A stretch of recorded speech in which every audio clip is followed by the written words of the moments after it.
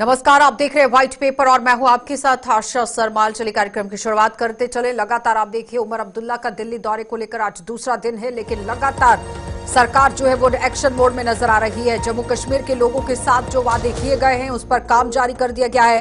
एक बार फिर से दिल्ली दौरे पर उमर अब्दुल्ला और वित्त सहित अन्य मंत्रियों के साथ यहां पर मुलाकात कर रहे हैं। राज्य के विकास के लिए आर्थिक सहयोग की मांग की जा रही है और 25 से 20 दिसंबर तक संसद का शीतकालीन सत्र होगा और उमर चाहेंगे कि केंद्र सरकार इसी शीतकालीन सत्र में जम्मू कश्मीर की राज्य का दर्जा बहाल करे और उसके साथ साथ मैनिफेस्टो के अंदर जो बड़े दावे लोगों के लिए किए गए थे, बिजली, पानी, सड़क जैसी कई मूलभूत सुविधाओं को मद्देनजर रखते हुए जो काम किया गया है उस पर मुहर कहीं ना कहीं लग जाए। लगातार आप देखिए उपराष्ट्रपति के साथ भी मुलाकात की गई थी, मंत्रियों के साथ भी बैठकों का दौर फिलहाल शुरू कर दिया गया है। बड़ी अपडेट आपके सामने, जहां पर उमर के दिल्ली दौरे का आज दूसरा दिन था और एक एक करके यहां आप देखिए किस तरह से वित्त सहित अन्य मंत्रियों के साथ भी मुलाकात की जा रही है। राज्य के विकास के लिए आर्थिक सहयोग की मांग हो रही है, क्योंकि बार बार ये कहा जा रहा था कि अगर सरकार को सही तरीके से जम्मू कश्मीर के अंदर काम करना है तो फंड्स की जरूरत केंद्र सरकार से पड़ेगी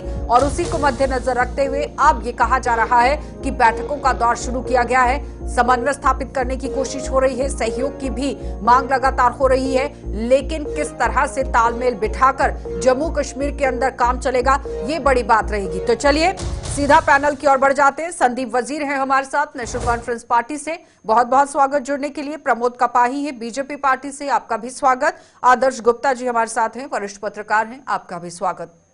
आदर्श जी, सबसे पहले तो मैं आप ही के पास आऊंगी। जिस तरह से उमर अब्दुल्ला का दिल्ली का आज ये दूसरा दौरा है और कहा जा रहा है कि अलग अलग मंत्रियों के साथ बैठकों का दौर शुरू हो गया है, क्योंकि अच्छे से काम जम्मू कश्मीर के अंदर किया जाए। जो मैनिफेस्टो के अंदर वादे किए गए थे उस पर अब लगातार सरकार एक्शन मोड में आ गई है कि जल्द से जल्द लोगों को राहत पहुंचाई जाए।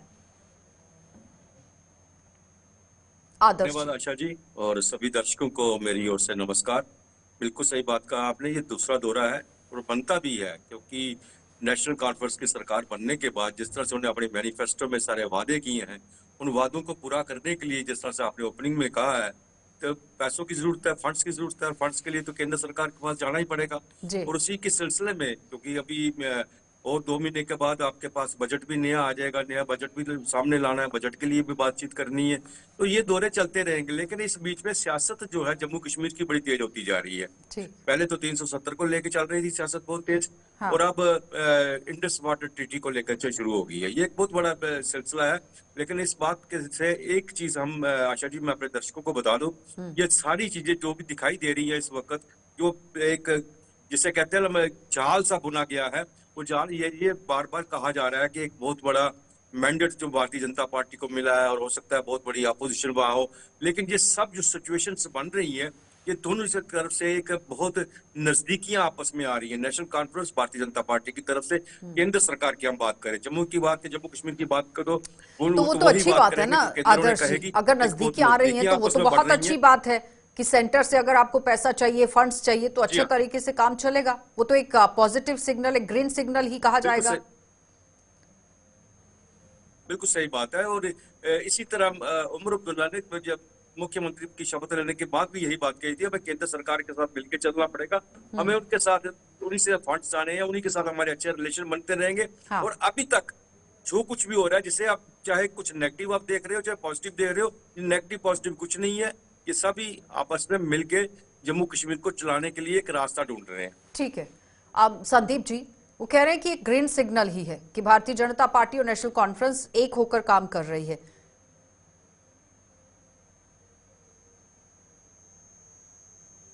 अनम्यूट कर लीजिए वजीर जी।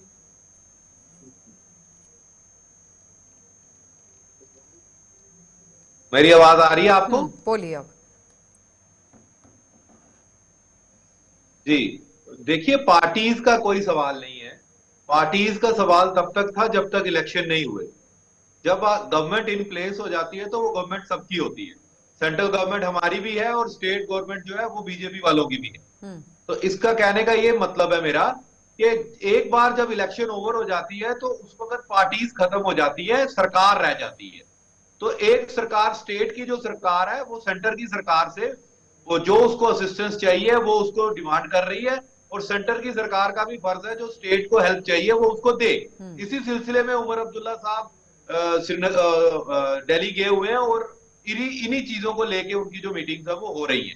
तो मुझे लगता है ये एक पॉजिटिव साइन है, क्योंकि गवर्नेंस करनी है, अल्टीमेटली लोगों को फायदा देना है। तो दोनों मिलके चलेंगे और एक दूसरे की मदद करेंगे तो लोगों का ही फायदा होगा। लेकिन तो वही विंटर हम कर रहे सेशन हैं। स्टार्ट होने वाला है और माना जा रहा है कि बहुत ही जल्द स्टेटहुड का दर्जा भी बहाल हो जाए, उसको लेकर भी बात करने की कोशिश की जा रही है। क्या लगता है कि वहां से ग्रीन सिग्नल होगा, पॉजिटिविटी ही आएगी, या किसी और तरीके से काम किया जाएगा फिर? देखिए, फ्लोर ऑफ द हाउस पे होम मिनिस्टर ने कहा था कि जैसे ही इलेक्शन हो जाते हैं, और ये तो सुप्रीम कोर्ट ने भी कहा है, और सेंट्रल गवर्नमेंट ने सुप्रीम कोर्ट को कहा था कि आफ्टर इलेक्शंस हम जो है स्टेटहुड का दर्जा जम्मू कश्मीर को बहाल कर देंगे। और फ्लोर ऑफ द हाउस पे भी होम मिनिस्टर ने ये बात कही हुई है, तो हम तो उनकी बात को ही मान के चल रहे हैं। और मुझे लगता है कि अब इलेक्शंस भी हो गई है, गवर्नमेंट इन प्लेस है, तो अब वक्त आ गया है कि सारी जो पावर्स हैं वो हैंड ओवर कर दी जाए स्टेट गवर्नमेंट को, और यूटी से वापस जो है इज्जत के साथ स्टेट बना दी जाए, ताकि लोगों का और ज्यादा भला हो सके और ज्यादा प्रमोद जी, काम किया जा सके। आकर मुझे हर लगता है एक कि ये बात इस जो है बार हो वो जाएगा स्टेटहुड पर इस ही रुक विंटर से। जाती है। जी, स्टेटहुड तो जरूरी ही है। वजीर देखिए, जी हर एक एक सेकेंड, चीज के लिए प्रमोद जी आप एलजी अनम्यूट कर साहब के लीजिए पास तो नहीं प्रमोद जा जी सकते। और जवाब दीजिए। समन्वय स्थापित करने की कोशिश हो रही है, तालमेल बिठाने की कोशिश हो रही है, लेकिन फिर आकर स्टेटहुड पर बात रुक जाती है। प्रमोद जी, प्रमोद जी आवाज आ रही है मेरी? हाँ, आवाज आ रही है आपकी। जवाब मेरी दीजिए आवाज आ रही है? जी। जी नमस्कार। ठीक है, आप जब कहते हो स्टेटहुड की बात है, तो स्टेटहुड के लिए हमारे प्रधानमंत्री नरेंद्र भाई मोदी जी ने भी कहा है और अमित शाह जी ने कहा स्टेटहुड समय पर मिलेगी। तो उसमें तो वचनबद्ध है, वो तो मिलेगी, उसमें तो किंतु किंतु होनी भी नहीं चाहिए, ना ही उस पर कोई सवाल जवाब होने चाहिए। जब जैसे समय होगा वो स्टेटहुड तो वापस मिलेगी। बाकी जम्मू कश्मीर की सरकार जो है वो इसमें दोहराए वाली बात नहीं है। जम्मू कश्मीर की सरकार या किसी भी स्टेट की सरकार हो, सेंटर के साथ तालमेल बनाना उनका दायित्व बनता है, और सरकार चलाने के लिए, लोगों को सहूलियत देने के लिए सेंटर के साथ मिलके ही सरकार चलेगी। तभी मुझे लगता है कि फंड्स भी आएंगे, तभी मुझे लगता है कि सरकार में अपनी जो स्टेट है उसमें डेवलपमेंट होगी। चाहे उसमें वर्क कल्चर की बात हो, चाहे उसमें किसी एम्प्लॉयमेंट की बात हो, चाहे उसमें डेवलपमेंट की बात हो, ये सभी तभी संभव है जब कोई भी स्टेट जो है वो सेंटर के साथ तालमेल बनाती है, तो तभी ये सारी डेवलपमेंट होती है। और नरेंद्र भाई मोदी जी और हमारे अमित शाह जी जो हैं वो भी बिल्कुल एक साफ स्पोकन है। उन्होंने जम्मू कश्मीर के लिए सब दरवाजे खोल के रखे हैं। 10 साल में जो डेवलपमेंट की है, उस डेवलपमेंट को आगे ले जाने के लिए स्टेट सरकार को और सेंट्रल सरकार को मिलकर ही काम करना है। मुझे लगता है जो प्रोजेक्ट शुरू हुए हैं उन प्रोजेक्टों को कंप्लीट करने के लिए, आगे ले जाने के लिए स्टेट का भी दायित्व बनता है कि वो सेंटर के साथ तालमेल बना के रखे। और उमर साहब अगर सेंटर में गए हैं तो कोई गलत बात नहीं है, उनको जाना भी चाहिए, क्योंकि अगर कहीं कोई बच्चा बाप से नहीं मांगेगा तो किससे मांगेगा। इसलिए सेंटर जो होता है वो किसी भी स्टेट का बाप होता है, और स्टेट वालों के साथ मिलके ही चलना है, और जो भी इनको करना है उनके साथ तालमेल बना के करना पड़ेगा। आदर्श जी, जब सरकार बनी थी तो कांग्रेस पार्टी को साइडलाइन किया गया नेशनल कॉन्फ्रेंस पार्टी की तरफ से। आर्य वजीर जी एक सेकेंड, लेकिन अटकलें यही लगाई जा रही थी कि अगर नजदीकियां बीजेपी के साथ बनानी है तो फिर साइड करना पड़ेगा कांग्रेस को, और उसी तरीके से नेशनल कॉन्फ्रेंस काम करती नजर भी आई। लेकिन अब जिस तरह से दिल्ली के अंदर पहुंचे हैं और वित्त सहित अन्य मंत्रियों के साथ बैठकें हो रही हैं, सुरक्षा को लेकर बात हो रही है, क्योंकि पिछले दिनों आपने देखा जम्मू कश्मीर के अंदर आतंकी गतिविधियां किस तरह से हुई। दूसरी तरफ डेली वेजर सड़कों पर आ गए, और उसके बाद एक और ऐलान जो है वो सरकार की तरफ से किया गया कि फेस मैनर्स पे इन्हें परमानेंट करने के लिए काम भी किया जाएगा। लेकिन जब आप पूरा दावा करते हैं तो उसके पीछे जो फंड्स लगने हैं वो केंद्र से आपको चाहिए, लेकिन एक सोच समझकर उमर अब्दुल्ला भी एक स्ट्रैटेजी के तौर पर काम कर रहे हैं जम्मू कश्मीर के अंदर। बिल्कुल आशा जी, ये राजनीति बड़ा चक्रव्यूह का बना हुआ है। जम्मू कश्मीर की राजनीति जो है ये चक्रव्यूह से कम नहीं है। जम्मू कश्मीर के अंदर जो पहले 5 दिन असेंबली में हुआ, जिस तरह से हंगामा हुआ और वहां पे रेजोल्यूशन जो लाया गया, और आप क्या समझते हैं कि वो जो सारा स्क्रिप्ट नहीं था, वो सब कुछ ये केंद्र के साथ मिलकर कर रहे हैं, इसमें कोई शक नहीं है। इनका प्यार, इनका सब कुछ आपस में मिला हुआ है। वो आज देखो सारे झारखंड में आपकी बात करें, जहाँ महाराष्ट्र की बात करें, वहां क्या हो रहा है? यही हो रहा है, 370 को लेकर कांग्रेस ने लाया जी, रेजोल्यूशन वहां पे लाया, या कांग्रेस का कोई रोल नहीं है। इसलिए यही लग रहा है कि बड़ी स्ट्रेटजी, अच्छी स्ट्रेटजी के साथ नेशनल कॉन्फ्रेंस जो है आगे बढ़ रही है। उमर अब्दुल्ला और डॉक्टर फारूक अब्दुल्ला दोनों ने कभी भी अपने मुंह से केंद्र सरकार के अगेंस्ट एक भी शब्द नहीं बोला। ये सब चीजें इस तरह से हो रही है जिस तरह से लोगों को कुछ दिखाया जा रहा है, लेकिन बीच में से दोनों मिलके चल रहे हैं, और एक अच्छी बात है स्टेट के लिए। हालांकि हम कह सकते हैं कि नेशनल कॉन्फ्रेंस के आने वाले दिनों में उसको कुछ मुश्किलें पैदा हो सकती हैं अपने यहाँ कश्मीर के अंदर, क्योंकि कश्मीर के जिस तरह से उन लोगों ने उन्हें मैंडेट दिया है, जिसके साथ उनको लेके आगे आए हैं, वो सब चीजें जो है कश्मीर में नहीं वो कर पाएंगे। लेकिन जम्मू कश्मीर में जब ओवरऑल हम देखते हैं, जब हम दिल्ली विजिट्स की बात करते हैं, दिल्ली विजिट्स को अगर फायदा होता है तो किस का फायदा? हमारे जम्मू कश्मीर को फायदा है। अगर हमें जहाँ बिजली मिल जाती है, 200 यूनिट फ्री बिजली मिलती है, या कुछ भी होता है, किसका फायदा है? हमारे स्टेट का फायदा है। तो ये एक अच्छी शुरुआत है अगर ऐसा संदीप जी, होता है। वो कह रहे हैं इसका खामियाजा कश्मीर में भुगतना पड़ेगा नेशनल वो कॉन्फ्रेंस, राजनीति यहाँ क्योंकि पे जिस तरह से कश्मीर के अंदर से मैंडेट मिला है आप लोगों दूसरी को। अपोजिशन पार्टियां उसका फायदा उठाने की कोशिश कर रही है। ठीक है संदीप जी। देखिए, पहले मैं बीजेपी स्पोक्स पर्सन कपाई साहब का बात का जवाब दे दूं। इन्होंने कहा कि हमारी मजबूरी है सेंटर के साथ बना के चलने की। भाई साहब, ऐसा नहीं है। सेंटर और स्टेट एक ही मशीनरी के दो हिस्से हैं। अगर एक भी नाराज हो जाएगा तो दूसरे को नुकसान उठाना पड़ेगा। तो दोनों को मिलकर, जितनी हमें उनके साथ मिलकर चलने की जरूरत है, उतनी उनको भी हमारे साथ मिलकर चलने की जरूरत है। क्योंकि अल्टीमेटली फायदा जो है वो लोगों का करना है, वो लोगों का फायदा कर रहा है। तो इस वजह से दोनों का कोई कोई बाप और बेटे वाला रिलेशन नहीं है। एक मशीन है जिसके हम दोनों पार्ट्स हैं, और दोनों को समन्वय में चलेंगे तो ही ये मशीन चल पाएगी, तो ही लोगों का फायदा हो पाएगा। अब दूसरी बात आपने कही कि ये गुप्ता साहब कह रहे थे, ठीक है, मैं मानता हूं कि इस वक्त कांग्रेस जो है वो सरकार में शामिल नहीं है, क्योंकि अब हर पार्टी की अपनी मजबूरी होती है। उन्होंने खुद ही मना किया कि हम शामिल नहीं होंगे, तो ये उनका डिसीजन था, ये नेशनल कॉन्फ्रेंस का डिसीजन नहीं था। दूसरी बात यह है कि जो डिसीजन हमने लेने हैं स्टेट की भलाई के लिए, वो हम लेंगे। हमारी मैनिफेस्टो में जो जो लिखा हुआ है उसको पूरा करने की कोशिश करेंगे। फायदा सभी का होगा, कश्मीर का भी ध्यान रखा जाएगा, जम्मू का भी ध्यान रखा जाएगा, एक बैलेंस बना के, ब्रिज बना के चला जाएगा।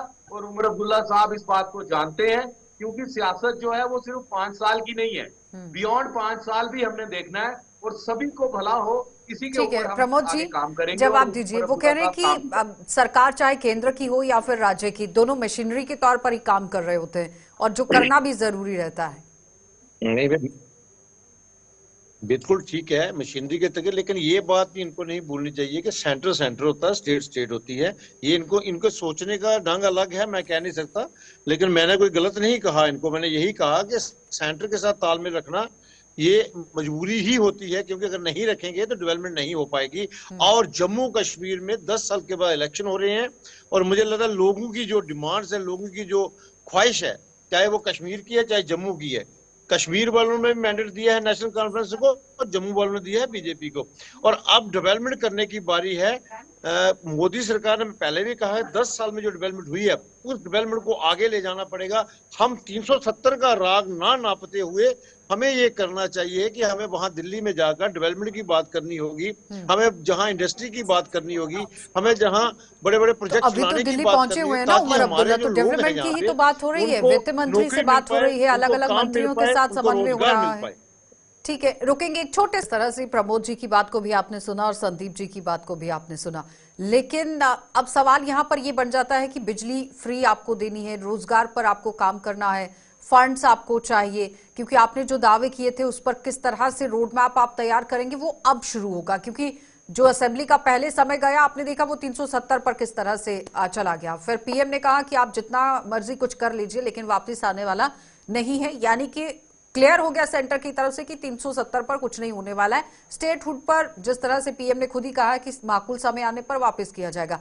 अब मुद्दे नेशनल कॉन्फ्रेंस के पास कौन से बच गए, क्योंकि रोजगार को लेकर बात होनी चाहिए, उसके बाद मैनिफेस्टो के अंदर जो दूसरी चीजें लिखी गई थी लोगों के मूलभूत सुविधाओं को मद्देनजर रखते हुए, आपको नहीं लगता कि अब उस पर काम करने की भी जरूरत है, क्योंकि जिस तरह से अलग अलग मंत्रियों के साथ बैठकें हो रही हैं?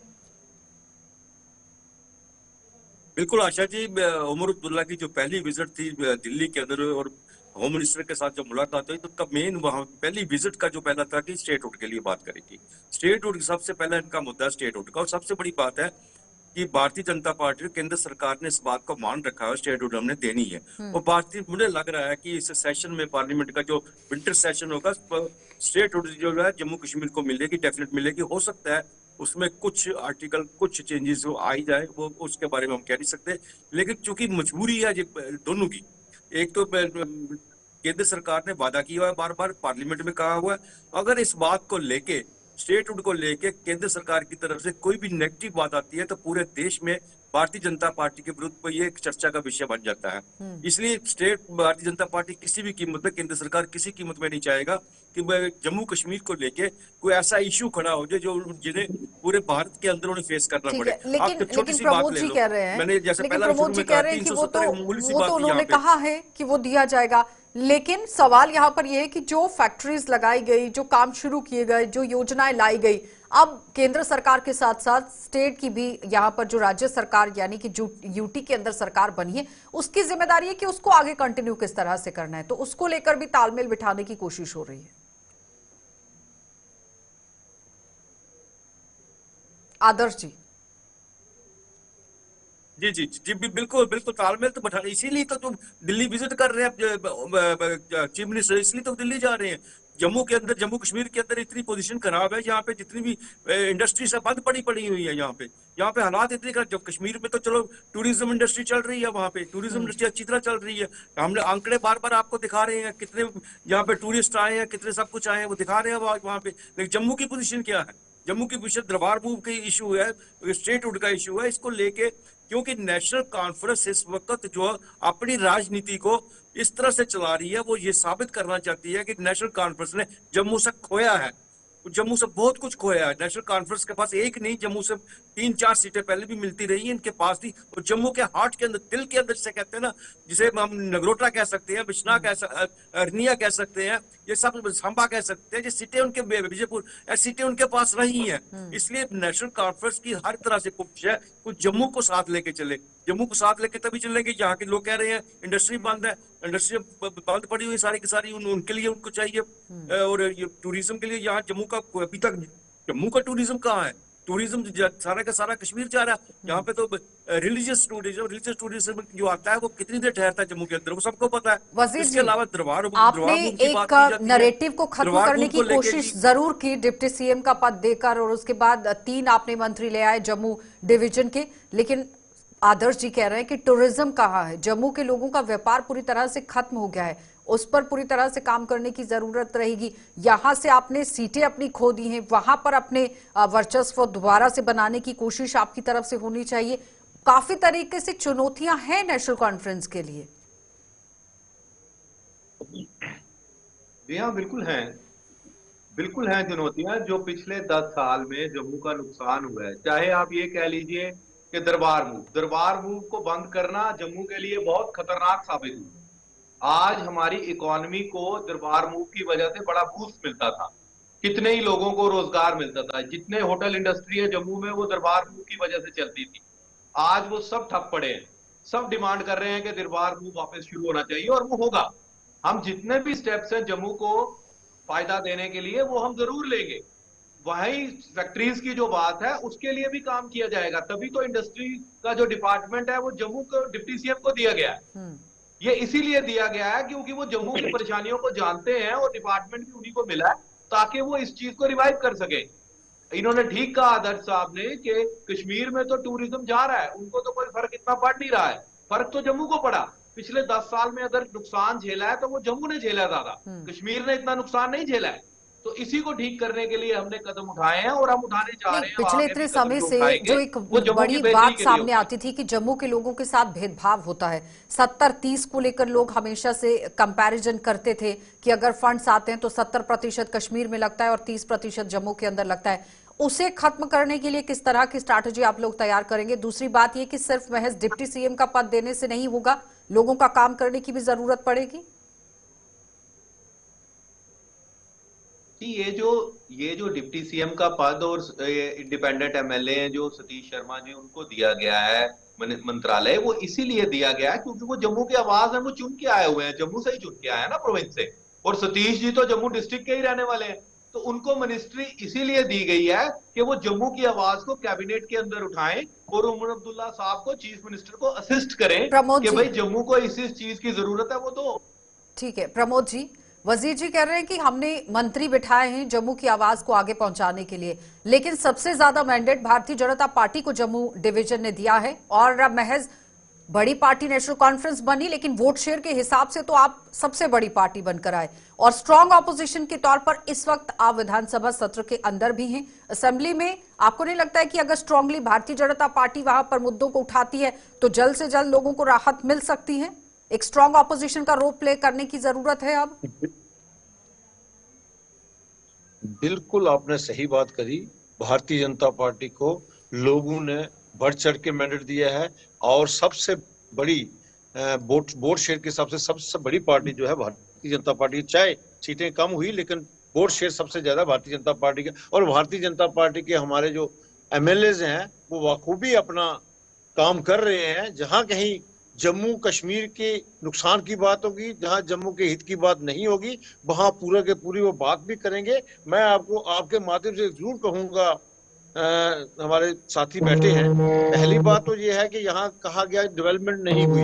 10 साल में आईआईएम आया, आईआईटी आया, एम्स आया और सेंट्रल यूनिवर्सिटी आई। उसमें क्या हुआ, लोगों को, लेबर्स को काम मिला, मजदूर को काम मिला, कारपेंटर्स को काम मिला, मिस्त्री जो है उनको काम मिला। और उसके बाद जब वो काम चल रहा था, डेवलपमेंट चल रही थी, युवाओं को तब उनको रोजगार काम नहीं मिला। मिला। अब जब कंप्लीट हो गया तो वहाँ एम्प्लॉयमेंट हो रही है और विपक्ष ने वो बुनाया भी, काम बढ़ रहा है, कुछ कम नहीं हो रहा। प्रमोद जी जी, जम्मू की सबसे बड़ी डिमांड यही रही कि रोजगार नहीं मिल पा रहा था युवाओं को। स्किल डेवलपमेट करने की आपने कोशिश की, आत्मनिर्भर भारत बनाने की कोशिश की, लेकिन उसका फायदा क्या जमीन पर नजर आया आपको? आप मेरी बात सुनिए, मैं उसी पे बात कर रहा हूँ कि अगर ये बड़े बड़े प्रोजेक्ट लाए गए हैं तो ये एम्प्लॉयमेंट के लिए लाए, लोगों को रोजगार देने के लिए आए, चाहे उसको छोटे तबके का प्रमोद जी, पिछले 10 सालों से कितनी भर्तियां हुई, कितनी रैलियां हुई, वो आपके सामने ही था। जो युवा आज से 10 साल पहले 25 साल का था वो आज 35 साल का हो गया है। जब प्रोजेक्ट नहीं ओवरेज हो गया है, उसके लिए काम करने की जरूरत थी कि एटलीस्ट उनकी नौकरी लग जाए। वो भरपाई कैसे करेंगे आप? जो एक लंबे गैप की भरपाई है उसे कैसे करेंगे? आप मेरी बात सुनिए ना, मैं जो कह रहा हूं कि अगर इतने बड़े प्रोजेक्ट लाने का फंड यही होता है कि हर इंसान को, छोटे से लेकर बड़े इंसान को कारोबार मिले, नौकरी मिले, उसको रोजगार मिले। तो मैं यही कह रहा हूं, आज हर घर की डिमांड है कि हर घर के अंदर नौकरी मिले। हाँ, आदर्श जी जल्दी से।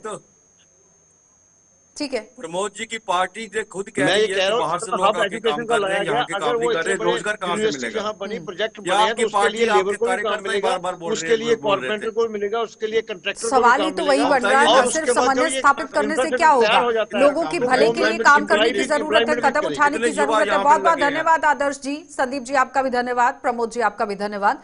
तो फिर जम्मू कश्मीर के अंदर आप देखिए रोजगार को लेकर एक बड़ी चुनौती जरूर बनी हुई है, जहां पर युवा भी डिमांड कर रहा है कि भर्ती होनी चाहिए, क्योंकि जो ओवरएज हो गए हैं उनके लिए क्या कुछ यहां पर विकल्प रखा गया है सरकार की तरफ से, इस पर भी काम करने की जरूरत है। बहरहाल उमर अब्दुल्ला दिल्ली पहुंचे हैं, कौन सी राहत लेकर वापस जम्मू लौटेंगे ये देखने वाली बात है। आप देखते रहिए कार्यक्रम।